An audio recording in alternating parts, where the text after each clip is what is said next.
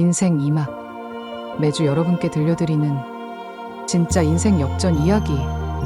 시작하기 전 딱 3초만 투자해주세요. 구독 버튼 꾹, 좋아요 버튼 꾹, 그리고 알림 설정까지.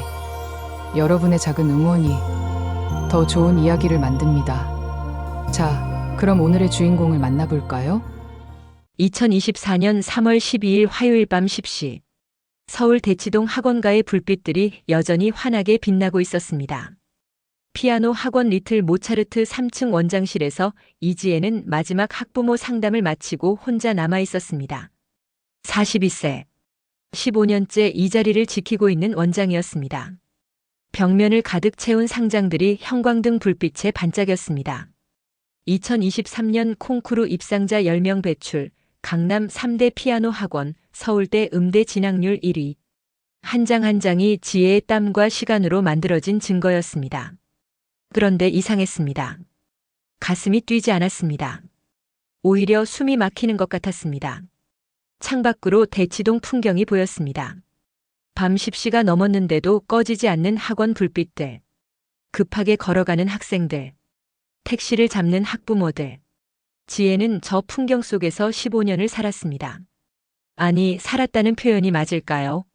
이랬다가 더 정확할 것입니다. 하루 12시간씩 주 6일 쉬는 날에도 학부모 응대와 행정 처리. 그렇게 어느새 42세가 되었습니다. 휴대폰이 울렸습니다. 중학교 2학년 딸 수아였습니다. 엄마, 나 학원 끝났어. 집 가는 중. 알았어. 조심히 와. 근데 수아야, 내일 학원 블로그에 올릴 사진 촬영 있으니까 예쁜 옷 입고 와. 전화를 끊는 수아의 목소리가 차갑게 식어 있었습니다. 알았어. 30분 후 수아가 학원 문을 열고 들어왔습니다. 교복 치마는 구겨져 있었고 얼굴에는 짜증이 가득했습니다. 학원 가방을 소파에 던지듯 내려놓았습니다. 엄마, 나 내일 사진 촬영 안 할래. 왜? 블로그 업데이트 해야 하잖아. 원장님 딸도 여기서 배워요. 컨텐츠 학부모들 반응 정말 좋았어. 수아가 가방을 집어들며 소리를 높였습니다. 그게 문제라고. 엄마는 나를 학생으로 보는 게 아니라 홍보 도구로 보잖아. 친구들이 다 봐. 야, 너 엄마가 너 이용해서 장사하네? 이런 말 들을 때 얼마나 창피한지 알아? 지혜는 할 말을 잃었습니다. 손에 들고 있던 볼펜이 바닥에 떨어졌습니다. 수아야, 엄마는 그런 의도가. 됐어. 난 집 갈 거야. 쿵 하고 문이 닫혔습니다. 원장실에 혼자 남은 지혜는 떨리는 손으로 볼펜을 주었습니다. 언제부터였을까요? 딸을 딸로 보지 않고 학원의 연장선으로 본 게. 언제부터 수아의 피아노 실력이 엄마와의 시간이 아니라 마케팅 수단이 된 것일까요? 그날 밤 11시 집으로 돌아온 지혜는 거실 소파에 앉았습니다. 핸드폰에 카톡 알림이 떴습니다. 5년 전 이혼한 전 남편 민준이었습니다. 수아 성적 떨어졌다며. 학원만 경영하지 말고 애 교육에 신경 좀 써. 이러다 양육권 재검토해야 하는 거 아니야? 지혜는 핸드폰을 소파에 던지고 싶었습니다. 참았습니다. 한 달에 한 번 보는 사람이 학원이나 하는 여자라고 무시하던 사람이 이제 와서 양육권을 말한다니. 새벽 2시. 지혜는 잠들지 못하고 거실을 서성였습니다. 구석에 놓인 업라이트 피아노가 눈에 들어왔습니다. 건반 덮개 위에 먼지가 쌓여 있었습니다. 언제 마지막으로 쳤더라. 학생들 가르칠 때 빼고는. 아마 몇 년은 된 것 같았습니다. 지혜는 피아노 앞에 앉았습니다. 건반 덮개를 열었습니다. 손가락이 건반 위를 떠돌다가 멈췄습니다. 슈베르트 즉흥곡 아프. 90로. 3. 대학 시절 음대 피아노과 수석 입학생이었던 그때 가장 사랑했던 곡이었습니다. 첫 음이 울렸습니다. 그리고 두 번째, 세 번째. 멜로디가 새벽 공기를 타고 흘렀습니다. 지혜는 눈을 감았습니다. 15년 만에 진짜로 음악을 느꼈습니다. 콩쿠르 준비를 위한 연주도 학부모 앞에서의 시범도 아닌 그냥 나를 위한 음악. 그 순간 깨달았습니다. 나는 언제부터 음악가가 아니라 사업가가 되었을까? 연주가 끝나고 지혜는 건반 위에 이마를 대고 울고 있었습니다. 방문이 열리는 소리가 들렸습니다. 수아였습니다. 놀란 얼굴로 서 있었습니다. 엄마, 왜 울어? 지혜는 눈물을 닦으며 고개를 들었습니다. 수아야, 엄마가 언제부터 이렇게 됐을까? 뭐가? 음악을 안 하고 사업만 하게 된 게, 너를 딸로 안 보고 학원에 일부러 보게 된 게, 수아는 한참 동안 엄마를 바라보았습니다. 그리고 조심스럽게 말했습니다. 엄마, 나 솔직히 말할까? 나도 서울 떠나고 싶어. 여기선 엄마도 나도 숨을 못 쉬는 것 같아. 엄마는 학원 때문에, 나는 엄마 때문에. 그 말이 지혜의 가슴에 박혔습니다. 숨을 못 쉰다. 맞습니다. 지혜도 숨을 쉬지 못하고 있었습니다. 15년 동안 단 하루도 제대로 숨 쉬지 못했습니다. 다음 날 새벽 지혜는 잠을 이루지 못하고 핸드폰을 들었습니다. 유튜브를 켰습니다. 알고리즘이 한 영상을 추천했습니다. 40대 싱글맘의 제주 1년살이. 썸네일에는 바다를 배경으로 웃고 있는 한 여성과 딸의 모습이 있었습니다. 클릭했습니다. 영상 속 여성은 말했습니다. 서울에서 번아웃을 겪고 딸과 함께 제주로 내려가 작은 게스트 하우스를 운영한다고. 수익은 줄었지만 처음으로 행복하다고. 댓글 중 하나가 눈에 들어왔습니다. 도망친 게 아니라 찾으러 간 겁니다. 지혜는 은행 앱을 열었습니다. 학원 부동산 가치 1억 원. 저축액 5천만 원. 총 1억 5천만 원. 심장이 두근거렸습니다. 42세. 중학생 딸을 둔 싱글맘. 15년간 쌓아온 모든 것을 놓고 떠난다. 미친 짓 같았습니다. 하지만 수아의 말이 귓가에 맴돌았습니다. 여기선 숨을 못 쉬는 것 같아. 더 미친 건 이대로 사는 것이었습니다. 숨도 못 쉬면서 딸과도 멀어지면서 진짜 나는 사라진 채로. 지혜는 통장을 바라보며 조용히 말했습니다. 나를 찾으러 가야겠어. 지금 아니면 언제? 창밖으로 동이 트기 시작했습니다. 새로운 날이 밝아오고 있었습니다. 지혜의 인생에도 새로운 아침이 오고 있었습니다. 2024년 4월 1일 월요일. 이지혜는 학원 정문에 공고문을 붙였습니다. 리틀 모차르트 피아노 학원 5월 말 폐업 안내. 15년의 역사가 A사 용지 한 장으로 정리되는 순간이었습니다. 손이 떨렸습니다. 테이프를 붙이는 손가락에 힘이 들어가지 않았습니다. 원장님, 이게 무슨 일이에요? 뒤에서 목소리가 들렸습니다. 5학년 학생 재민이 엄마였습니다. 공고문을 보고 얼굴이 하얗게 질렸습니다. 죄송합니다. 개인적인 사정으로. 개인적인 사정. 우리 애 5월에 콩쿠르 있는데요. 원장님이 직접 준비시켜 주신다고 하셨잖아요. 지혜는 고개를 숙였습니다. 모든 학생을 인근 우수학원에 연결해 드리겠습니다. 수업료도 일할 계산해서. 그런 게 아니잖아요. 이게 무슨 무책임한 행동이에요? 재민이 엄마의 목소리가 높아졌습니다. 학원 앞을 지나가던 학부모들이 하나둘 모여들기 시작했습니다. 지혜는 등에 식은땀이 흘렀습니다. 하지만 물러설 수 없었습니다. 이미 결심한 일이었습니다. 그날 저녁 학부모 단체 카톡방이 폭발했습니다. 지혜는 핸드폰을 켜자마자 99개의 알림을 보았습니다. 손가락이 떨렸지만 대화방을 열었습니다. 원장님이 갑자기 학원 닫으신다는데 진짜예요? 우리 애 입시 어떡하라고요? 이런 식으로 하시면 법적 책임 물을 수도 있어요. 환불 요구합니다. 지혜는 한 글자 한 글자 조심스럽게 답장을 썼습니다. 죄송합니다. 모든 학생분들께 성실히 인수인계하겠습니다. 하지만 비난은 멈추지 않았습니다. 지혜는 핸드폰을 내려놓고 창밖을 바라보았습니다. 대치동 학원가의 불빛들이 여전히 환했습니다. 4월 5일 전 남편 민준이 학원으로 찾아왔습니다.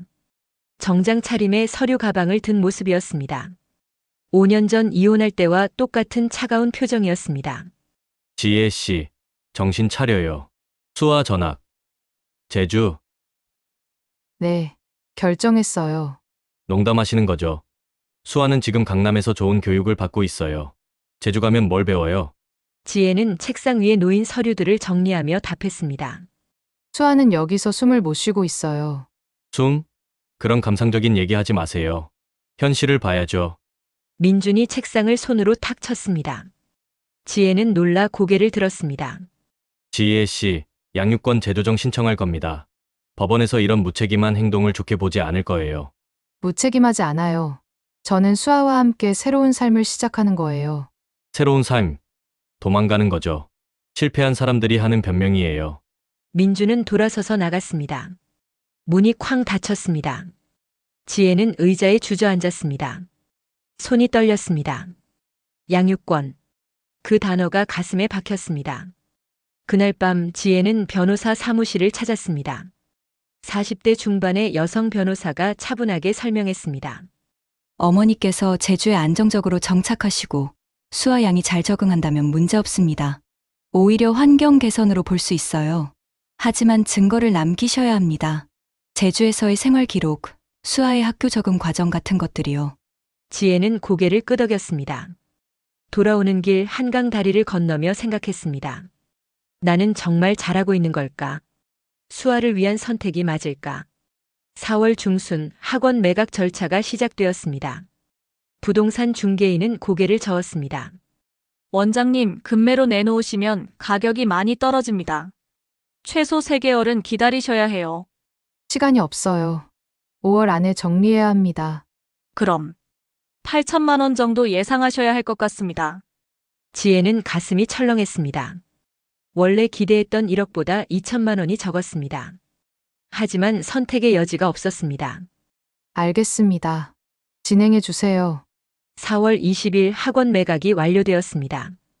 통장에 8천만 원이 입금되었습니다. 저축액 5천만 원과 합쳐 총 1억 3천만 원. 지혜는 통장을 보며 계산했습니다. 제주에서 월 100만 원씩 쓴다면 1년은 버틸 수 있었습니다. 마지막 수업이 끝난 날 학생들이 하나둘 떠났습니다. 재민이가 마지막까지 남아 있었습니다. 선생님, 제주에서 행복하세요. 재민아, 고마워. 선생님, 저도 나중에 크면 제가 하고 싶은 거 할 거예요. 선생님처럼요. 그 말에 지혜는 눈물이 났습니다. 재민이를 꼭 안아주었습니다. 2024년 4월 15일 아침 9시 김포공항 제주행 탑승구. 지혜와 수아는 캐리어 2개와 피아노 악보 가방을 들고 서 있었습니다. 수아는 교복 대신 편한 옷을 입고 있었습니다. 얼굴에는 불안과 기대가 섞여 있었습니다. 탑승을 시작하겠습니다. 안내방송이 나왔습니다. 지혜는 움직이지 못했습니다. 다리가 떨렸습니다. 정말로 떠나는 것이었습니다. 15년을 살았던 서울을, 쌓아온 모든 것을. 엄마, 안 가? 수아가 물었습니다. 수아도 불안한 얼굴이었습니다. 가자. 우리 갈 수 있어. 지혜는 수아의 손을 꼭 잡았습니다. 두 사람은 탑승구를 통과했습니다. 비행기에 올랐습니다. 창가 좌석에 앉았습니다. 비행기가 움직이기 시작했습니다. 이륙 순간 지혜는 창밖을 바라보았습니다. 서울이 점점 멀어졌습니다. 빌딩들이 작아졌습니다. 한강이 실처럼 가늘어졌습니다. 15년의 시간이 저 아래에 남겨지고 있었습니다. 수아는 이어폰을 끼고 창밖만 바라보았습니다. 1시간 후 비행기가 하강하기 시작했습니다. 창밖으로 제주도가 보였습니다. 파란 바다, 한라산, 드넓은 들판. 서울과는 완전히 다른 세계였습니다. 엄마, 저기 봐. 바다. 수아가 처음으로 밝은 목소리를 냈습니다. 지혜도 창밖을 보았습니다. 눈물이 났습니다. 두려움인지 기대인지 알 수 없었습니다. 제주공항에 도착했습니다. 출구로 나서자 다른 공기가 느껴졌습니다. 따뜻하고 습한 바람, 야자수, 느린 말투. 서울의 차가운 공기와는 달랐습니다. 엄마, 여기 공기 달라. 부드러워. 그치. 우리 잘 온 거야? 택시를 탔습니다. 서귀포로 가는 해안도로를 달렸습니다. 기사님이 백미러로 지혜를 보며 물었습니다. 한 달살이 오셨어요? 네. 아니, 1년 살 예정이에요. 아이고, 육지 것들이 요즘 많이 와. 근데 1년 버티는 사람은 드물어. 대부분 3개월 만에 서울 올라가더라고. 겨울 추워서 못 버티지. 지혜는 속으로 다짐했습니다. 나는 다를 거야. 꼭 1년 버틸 거야.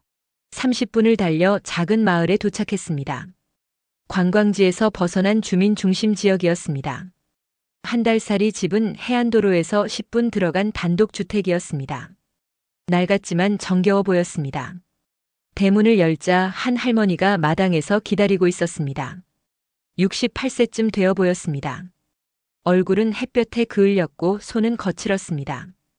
해녀 강해녀 할머니였습니다. 왔어? 나 집주인이야. 제주 사투리가 강했지만 목소리는 따뜻했습니다. 안녕하세요. 이지혜입니다. 이쪽은 제 딸 수하고요. 예쁘네. 근데 말해둘게. 육지 것들은 첫 딸은 좋아해. 바다 보고 감탄하고, 2달째부터 심심해하고, 석 달째 서울 가고 싶어 해. 당신들도 그럴 거야. 지혜는 당황했습니다. 저희는 다를 것 같은데요. 후, 다들 그렇게 말하지. 그래도 일단 잘 살아봐. 불편한 거 있으면 말하고. 나 바로 옆집이야. 할머니는 열쇠를 건네고 돌아갔습니다. 지혜와 수아는 집 안으로 들어갔습니다. 30평 크기, 방 2개, 거실, 주방. 낡았지만 깨끗했습니다.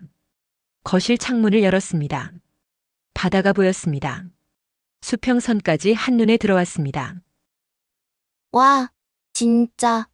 바다네. 엄마. 저기 배도 보여. 수아가 달려와서 창밖을 봤습니다. 처음 보는 밝은 표정이었습니다. 좋아? 응. 조금. 아니. 많이. 수아의 입꼬리가 올라갔습니다. 지혜는 딸의 그 표정을 보며 안도했습니다. 잘 온 것 같았습니다. 짐을 풀었습니다. 옷장에 옷을 넣고 부엌에 식기를 정리하고 침대에 이불을 폈습니다. 서울집에 비하면 좁았지만 이상하게 편안했습니다. 첫날 밤이 왔습니다. 지혜는 잠을 이룰 수 없었습니다. 너무 조용했습니다. 서울에서는 밤에도 차 소리, 사이렌 소리, 사람들 소리가 들렸는데 여기는 파도 소리와 바람 소리만 들렸습니다. 무서웠습니다. 혹시 잘못된 선택을 한 건 아닐까? 민준 말이 맞는 건 아닐까? 새벽 5시 지혜는 일어나 창문을 열었습니다. 수평선에서 해가 떠오르고 있었습니다. 주황빛이 바다를 물들였습니다. 파도가 해안에 부딪히는 소리가 들렸습니다. 서울에서는 한 번도 본 적 없는 광경이었습니다. 눈물이 났습니다. 두려움도 후회도 아니었습니다. 그저 아름다움에 압도당한 것이었습니다. 지혜는 조용히 말했습니다. 나를 찾으러 온 거야. 지금부터 시작이야. 창밖으로 새들이 날아올랐습니다. 새로운 하루가 밝아오고 있었습니다. 이지혜의 새로운 인생도 함께. 2024년 5월 첫째 주. 제주에서의 일주일이 지났습니다. 지혜와 수아는 매일 아침 해안도로를 산책했습니다. 바닷바람이 얼굴을 스쳤습니다. 서울에서는 느껴보지 못한 평온함이었습니다. 동네 슈퍼에 가면 주인 아주머니가 물었습니다. 어디서 왔어? 서울에서 왔습니다. 아이고, 멀리서 왔네. 불편한 거 있으면 말해. 밭에서 일하는 할머니들은 손을 흔들며 웃었습니다. 육지 것들이 요즘 많이 와. 서울에서는 15년을 살아도 옆집 사람 얼굴을 몰랐는데 여기서는 일주일 만에 동네 사람들이 다 알았습니다. 하지만 일주일이 지나자 문제가 시작되었습니다. 5월 7일 저녁 수아가 방에서 나오며 말했습니다. 엄마, 여기 너무 심심해. 뭐가? 할 게 없어. 친구도 없고, 학원도 없고, 그냥 아무것도 없어. 지혜는 설거지하던 손을 멈췄습니다. 조금만 참아봐. 곧 학교 전학 가면 친구도 생기고. 학교? 거기 가면 또 새로운 애들이랑 어색하게 지내야 하잖아. 차라리 서울이 나았어. 수아는 방으로 들어가 문을 닫았습니다. 지혜는 설거지를 끝내고 거실에 앉았습니다. 창밖으로 바다가 보였습니다. 아름다웠지만 마음은 무거웠습니다. 지혜도 비슷한 고민이 있었습니다. 서울에서는 아침 7시부터 밤 10시까지 스케줄이 빡빡했습니다. 지금은 너무 느렸습니다. 아침에 산책하고 점심 먹고 오후에 또 산책하고 그리고 나면 할 일이 없었습니다. 내가 뭘 하려고 여기 온 거지? 5월 10일 지혜는 동네를 걷다가 작은 카페를 발견했습니다. 바람의 집이라는 간판이 달려 있었습니다. 해안도로에서 5분 거리였습니다. 문을 열고 들어갔습니다. 조용한 음악이 흘렀습니다. 30대 후반으로 보이는 남자가 에스프레소 머신 앞에 서 있었습니다. 어서 오세요. 뭐 드릴까요? 아메리카노 하나요. 카페는 아담했습니다. 테이블이 5개. 벽에는 오래된 LP판들이 걸려 있었습니다. 창문 너머로 바다가 보였습니다. 지혜는 창가 자리에 앉았습니다. 커피가 나왔습니다. 한 모금 마셨습니다. 부드러웠습니다. 한 달 살이 오셨어요? 사장이 물었습니다. 네. 어떻게 하셨어요? 요즘 많이 와요. 표정 보면 알아요. 처음 오신 분들은 신기해하다가 2주쯤 되면 여기서 뭘 해야 하지? 하는 표정이거든요. 지혜는 웃었습니다. 정확하시네요. 딱 그 상태예요. 제 이름은 박준서예요. 저도 3년 전 서울에서 내려왔어요. 서울에서요? 무슨 일 하셨어요? IT 회사 다녔는데 번아웃이 와서요. 매일 야근하고 주말에도 일하고 그러다 쓰러졌어요. 준서는 의자를 빼서 앉았습니다. 그래서 카페를 여셨어요? 아니요. 처음 6개월은 그냥 바다만 봤어요. 매일 해안도로 걸으면서 나는 뭐 하러 살지? 그런 생각만 했죠. 그럼 어떻게? 어느 날 깨달았어요. 내가 도망 온 게 아니라 찾으러 온 거라고. 지혜는 커피잔을 내려놓았습니다. 찾으러 온 거요? 네. 서울에서는 회사 과장 박준서였는데 여기선 그냥 박준서였어요. 그게 처음엔 무서웠는데 나중엔 자유로웠어요. 그래서 제가 좋아하는 커피로 작은 카페를 열었죠. 지혜는 가슴이 뛰었습니다. 저도 찾으러 온 걸까요? 선생님은 뭘 좋아하세요? 음악이요. 피아노. 그럼 피아노 치세요. 학원 때처럼이 아니라 선생님이 좋아서 치는 거요. 지혜는 카페를 나왔습니다. 걸어서 집으로 돌아왔습니다. 거실에 오래된 업라이트 피아노가 있었습니다. 집주인이 놔두고 간 것이었습니다. 먼지를 닦았습니다. 건반 덮개를 열었습니다. 조율은 안 됐지만 소리는 났습니다. 지혜는 피아노 앞에 앉았습니다. 손가락을 건반 위에 올렸습니다. 슈베르트 즉흥곡. 첫 음이 울렸습니다. 두 번째, 세 번째. 멜로디가 흘렀습니다. 15년 만에 진짜로 연주하는 것 같았습니다. 방문이 열렸습니다. 수아가 나왔습니다. 엄마, 그거 뭐야? 슈베르트야. 아니, 나도 곡 제목은 알아. 그런데 소리가 달라. 뭐가? 서울에서는 학생들 가르치려고 친 거고, 지금은 엄마가 치고 싶어서 치는 것 같아. 소리가 따뜻해. 지혜는 연주를 멈췄습니다. 눈물이 났습니다. 수아야. 엄마가 음악을 다시 시작해도 될까? 당연하지. 원래 엄마 거잖아. 근데 엄마, 나도 심심한데 뭐 하면 돼? 친구 사귀면 어때? 동네에 너 나이 또래 애들 있을 거야. 어떻게 사귀는데? 5월 15일 수아가 동네에서 친구를 만났습니다. 민지라는 제주 토박이 중학생이었습니다. 밭에서 할머니를 도와주고 있었습니다. 너 몇 학년이야? 민지가 먼저 말을 걸었습니다. 중2. 나도 서울에서 왔어? 응. 일주일 전에. 와, 신기하다. 우리 오늘 한라봉 따러 갈래? 우리 할머니 밭인데 진짜 맛있어. 수아는 처음으로 웃으며 따라 나갔습니다. 저녁에 돌아온 수아는 한라봉 한 봉지를 들고 있었습니다. 엄마, 이거 민지 할머니가 주셨어. 그래? 고마운 분이네. 근데 엄마, 민지네는 할머니랑 엄마랑 민지가 같이 살아. 할머니가 밭일하시면 민지가 도와드리고, 엄마가 저녁 준비하시면 민지가 설거지하고, 진짜 가족 같아. 수아의 목소리에 부러움이 섞여 있었습니다. 우리도 그렇게 해볼까? 뭐, 진짜 가족처럼. 서울에서는 엄마가 학원 원장이었고, 너는 학원 원장 딸이었잖아. 여기서는 그냥 엄마와 딸로 살아보자. 수아가 고개를 끄덕였습니다. 좋아. 하지만 평화는 오래가지 않았습니다. 5월 20일 전 남편 민준에게서 문자가 왔습니다. 수아 전학 서류 아직 안 냈다며?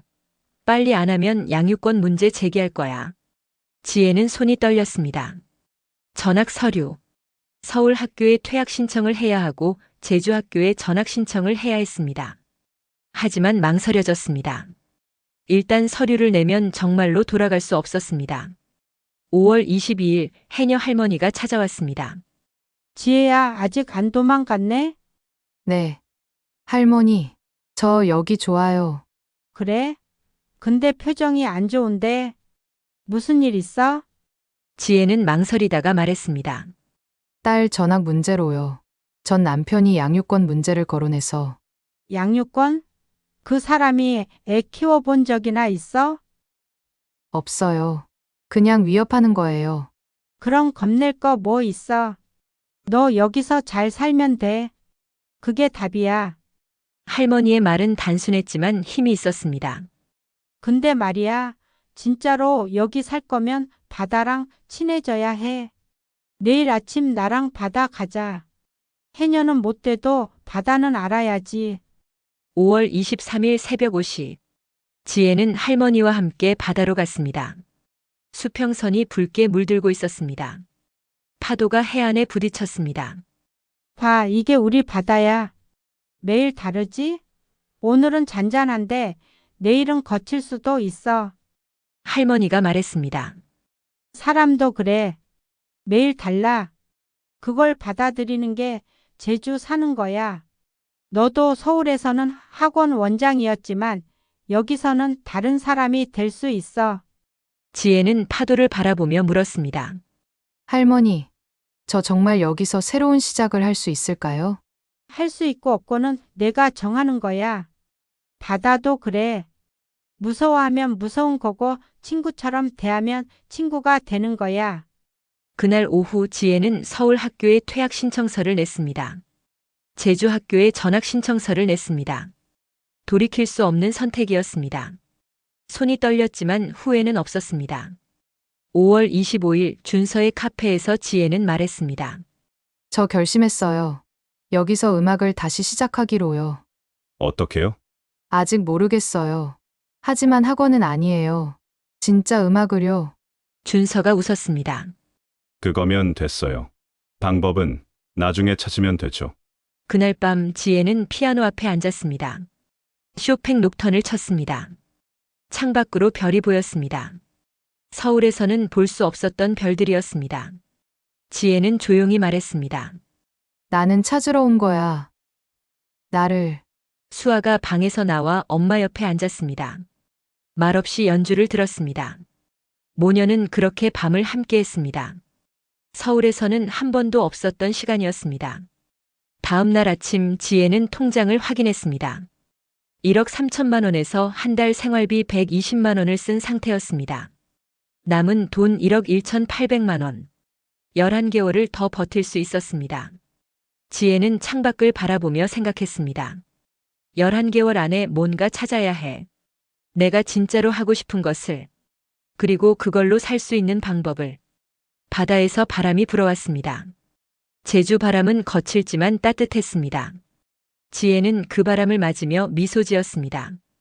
두렵지만 기대되는 시작이었습니다. 2024년 6월 1일. 수아가 제주 중학교에 첫 등교를 했습니다. 새 교복을 입은 모습이 어색했습니다. 현관에서 신발을 신으며 수아가 말했습니다. 엄마, 나 떨려. 괜찮아. 민지도 있잖아. 그래도 다른 애들은 나 모르잖아. 지혜는 수아의 어깨를 토닥였습니다. 천천히 하자. 서두를 거 없어. 수아가 집을 나섰습니다. 지혜는 창문으로 딸의 뒷모습을 지켜봤습니다. 작아 보였습니다. 하지만 걸음은 단단했습니다. 오전 10시. 지혜는 거실 피아노 앞에 앉았습니다. 매일 아침 2시간씩 연습하기로 결심한 지 일주일째였습니다. 오늘은 드뷔시 아라베스크 1번을 쳤습니다. 손가락이 건반 위를 흘렀습니다. 서울에서는 느껴보지 못한 자유로움이었습니다. 연주가 끝나고 창밖을 봤습니다. 해녀 할머니가 마당을 지나가고 있었습니다. 할머니가 손을 흔들었습니다. 지혜도 손을 흔들었습니다. 할머니가 대문을 열고 들어왔습니다. 지혜야, 피아노 소리 들렸어? 참 좋더라. 고맙습니다. 할머니, 근데 말이야, 너 그거 다른 사람들한테도 들려주면 어때? 다른 사람들요? 응. 우리 동네 사람들 음악 들을 기회가 없거든.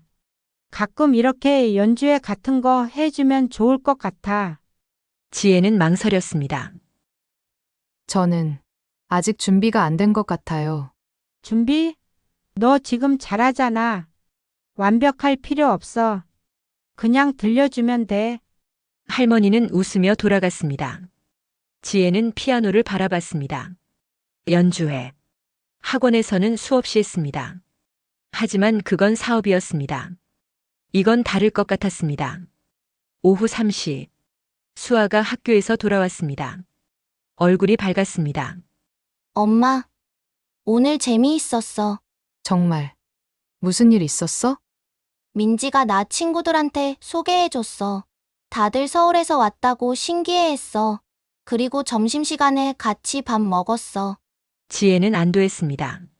다행이다. 선생님들은 어떠셨어? 좋았어. 서울보다 훨씬 편해.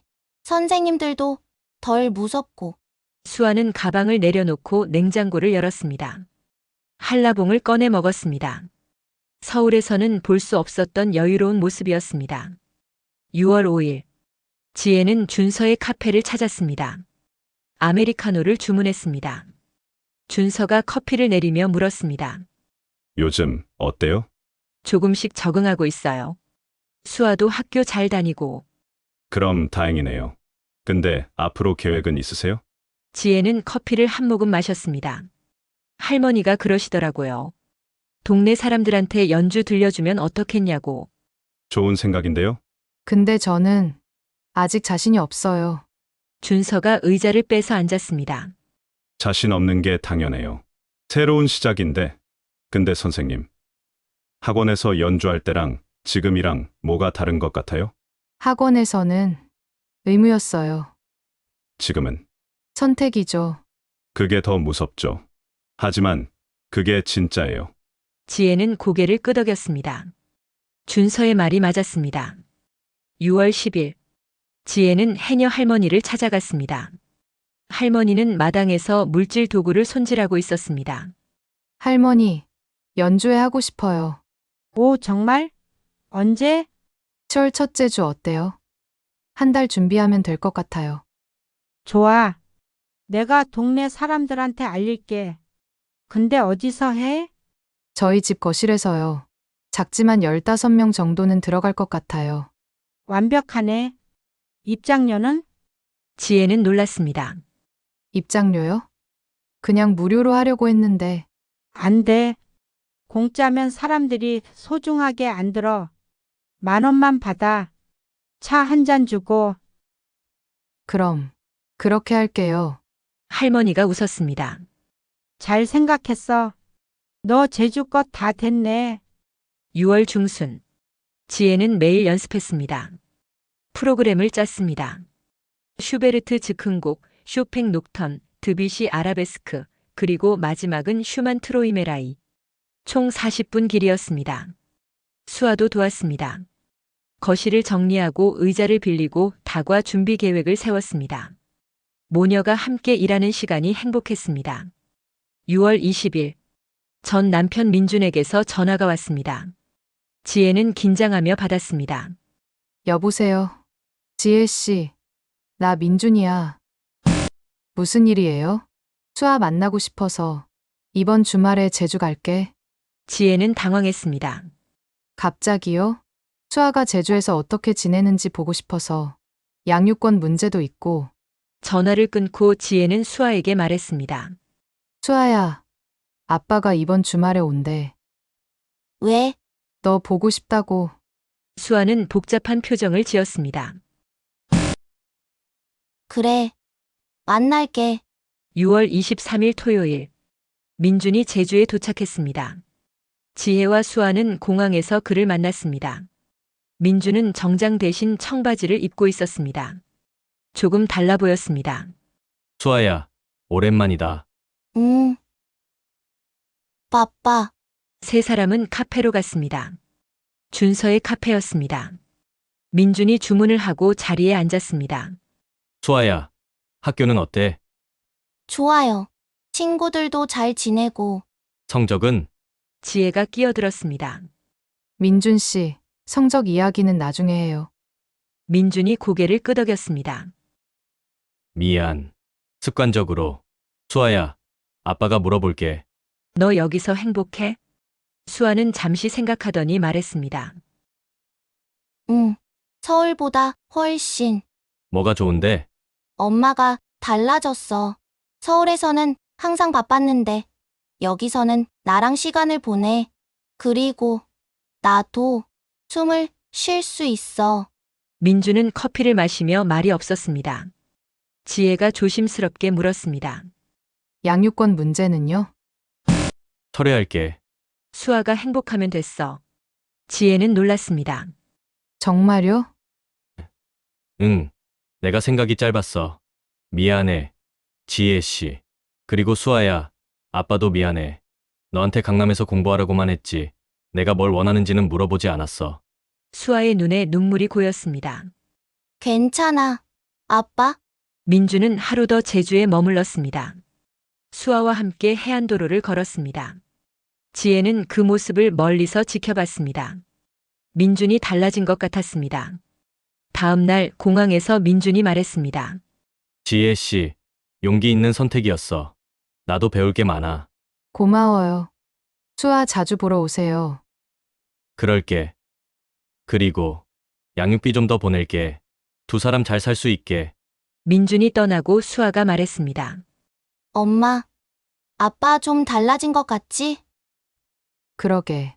사람은 변할 수 있나 봐. 엄마처럼? 응. 엄마처럼. 7월 1일. 첫 연주의 날이었습니다. 오후 5시부터 사람들이 모이기 시작했습니다. 해녀 할머니, 준서, 민지 가족, 동네 어르신들, 한 달살이 온 서울 부부들. 총 18명이 왔습니다. 거실이 꽉 찼습니다. 지혜는 긴장했습니다. 손이 떨렸습니다.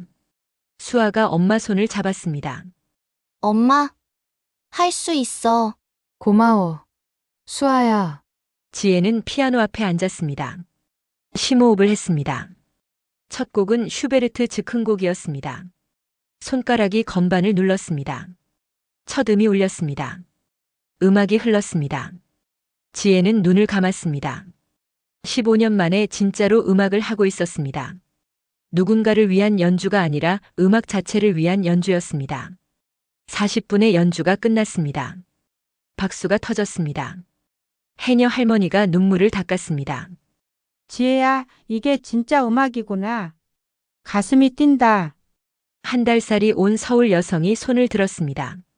선생님, 다음에 또 해주실 거예요? 네. 한 달에 한 번씩 하려고 해요. 준서가 말했습니다. 제 카페에서도 해주시면 어때요? 더 많은 사람들이 들을 수 있게. 지혜는 웃었습니다. 생각해 볼게요.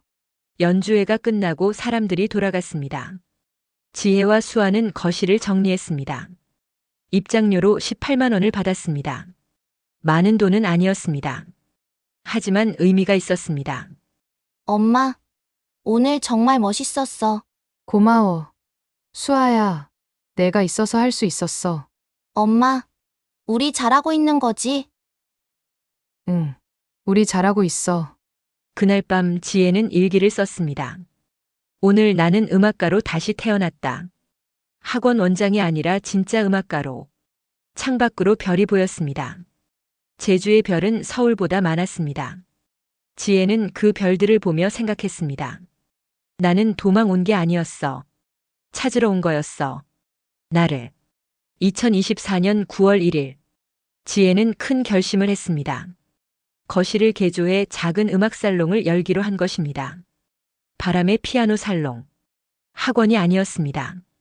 일주일에 3번 저녁 7시. 사람들이 모여 음악을 듣고 차를 마시며 이야기를 나누는 공간이었습니다. 해녀 할머니에게 먼저 말했습니다. 할머니, 제가 여기서 작은 살롱을 열려고 하는데 괜찮을까요? 살롱? 그게 뭔디? 일주일에 3번 사람들을 초대해서 피아노를 연주하고 차를 마시며 이야기 나누는 거예요. 아이고, 좋지. 우리 동네에 문화가 생기네. 입장료는? 10,000원 정도 생각하고 있어요. 싸다. 2만 원 받아도 돼. 준서도 도와주었습니다. SNS에 살롱 소식을 올렸습니다.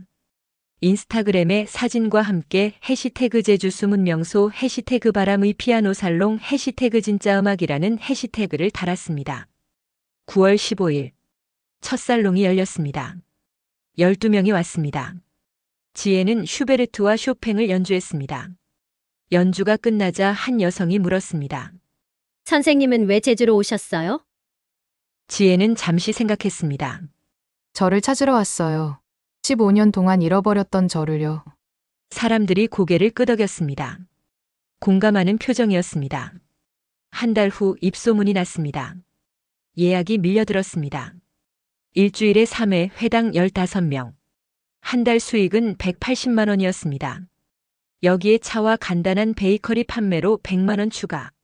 총 280만 원. 학원 때보다 훨씬 적었습니다. 하지만 지혜는 행복했습니다. 매번 연주할 때마다 가슴이 뛰었습니다. 사람들과 나누는 대화는 진짜였습니다. 10월 수아가 학교에서 상을 받았습니다. 모범학생상이었습니다. 시상식에 참석한 지혜는 눈물을 참았습니다. 수아야, 축하해. 엄마, 이거 다 엄마 덕분이야. 서울에 있었으면 절대 못 받았어. 왜? 서울에서는 항상 불안했어. 성적, 엄마 눈치, 친구들 시선. 여기서는 그냥 나로 살 수 있어. 지혜는 딸을 꼭 안았습니다. 제주로 온 결정이 옳았다는 확신이 들었습니다. 11월 초 전 남편 민준이 다시 제주를 찾았습니다. 이번에는 혼자가 아니었습니다. 새 여자친구와 함께였습니다. 지혜 씨, 소개할게. 내 여자친구 수진이야. 안녕하세요. 안녕하세요. 수아 이야기 많이 들었어요. 네 사람은 함께 저녁을 먹었습니다. 민준이 말했습니다. 지혜 씨, 내가 잘못 봤어요. 수아가 정말 달라졌더라고요. 얼굴도 밝아지고. 고마워요, 민준 씨. 양육비 좀 더 보낼게요. 그리고 수아 행복하게 해줘서 고마워요. 지혜는 울컥했습니다. 민준 씨도 행복하세요. 저녁이 끝나고 수아가 말했습니다. 엄마, 아빠가 여자친구 만난 거 괜찮아? 응. 아빠도 행복할 자격 있어. 우리도 행복하잖아. 맞아. 우리 진짜 행복해. 12월 첫눈이 왔습니다. 제주에는 눈이 자주 오지 않았습니다. 지혜와 수아는 마당에서 눈사람을 만들었습니다. 해녀 할머니도 함께했습니다. 지혜야, 1년 다 살았네. 네. 할머니, 정말 빨리 갔어요. 후회 안 해? 전혀요. 오히려 더 일찍 못 온 게 후회해요. 그 말 듣고 싶었어. 너 이제 진짜 제주 것이야. 2025년 1월. 새해가 밝았습니다. 지혜는 새해 첫 살롱을 특별하게 준비했습니다. 대학 동기 3명을 초대했습니다. 서울에서 내려왔습니다. 지혜야, 너 완전 달라졌다. 표정이 너무 편안해. 그치. 나 여기서 나를 찾았어. 부럽다. 우리도 용기 내야 하나? 용기라기보다 선택이야. 지금 아니면 언제 하겠어. 연주가 끝나고 동기들이 말했습니다.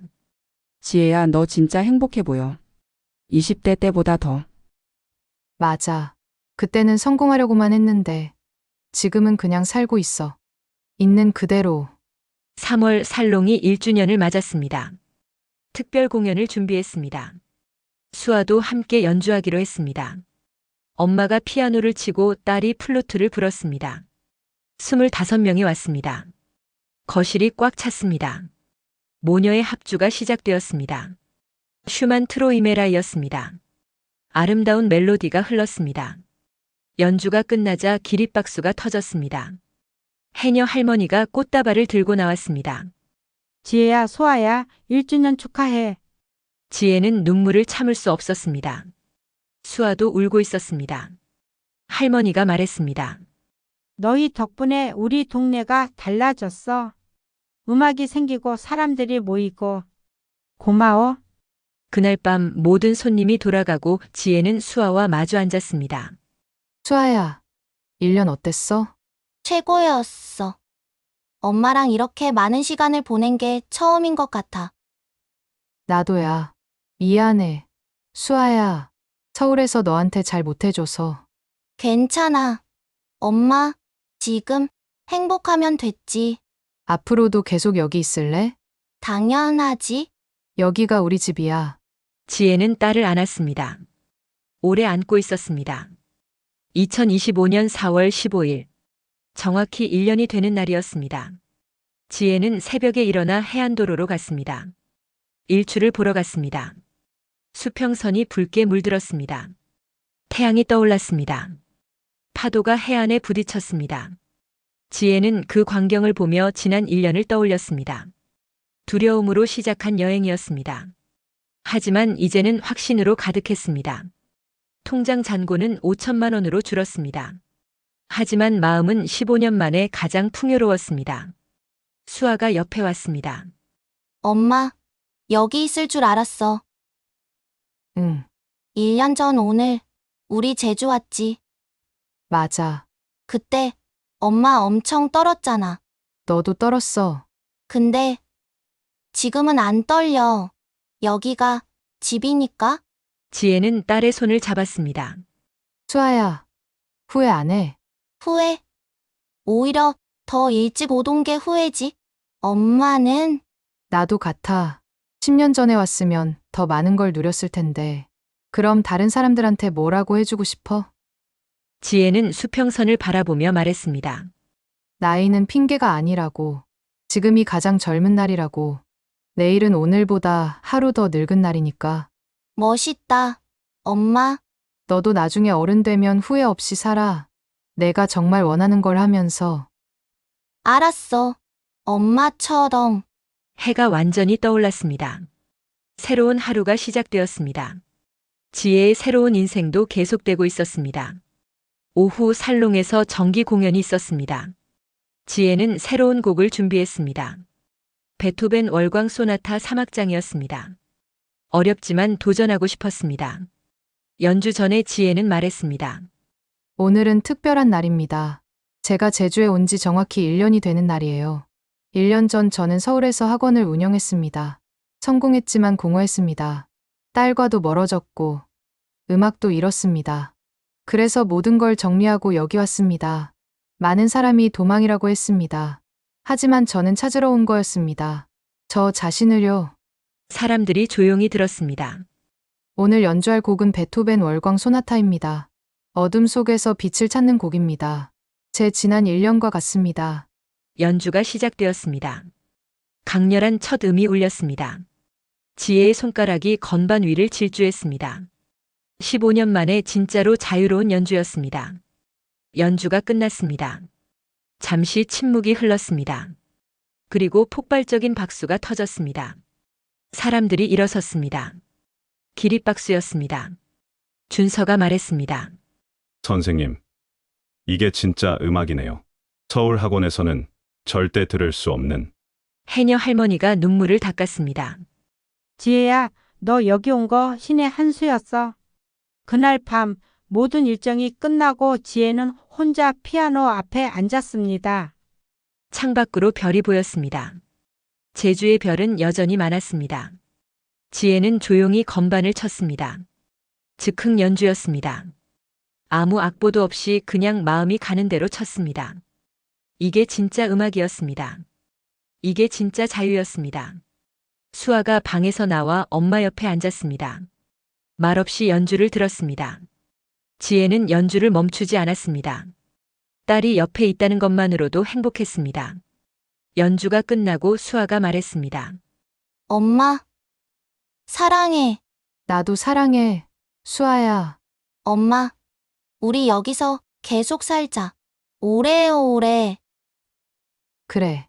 여기가 우리 집이야. 두 사람은 창밖을 바라봤습니다. 바다에서 바람이 불어왔습니다. 거칠지만 따뜻한 제주 바람이었습니다. 지혜는 그 바람을 맞으며 미소 지었습니다. 42세, 나는 제주에서 다시 태어났습니다. 그리고 진짜 후회는 이거였습니다. 왜 더 일찍 용기를 내지 못했을까? 하지만 지금이라도 늦지 않았습니다. 지금이 가장 젊은 날이니까요. 인생에서 가장 중요한 건 넘어지지 않는 것이 아니라 다시 일어서는 용기입니다. 오늘의 고민도 어제의 후회도 모두 내일의 힘이 될 수 있습니다. 여기 인생이막에서는 매주 새로운 시작의 이야기를 전합니다. 구독과 좋아요로 함께 해주세요. 여러분의 이야기도 댓글로 나눠주세요. 다음 이야기에서 또 만나요. 인생이막이 늘 여러분과 함께합니다.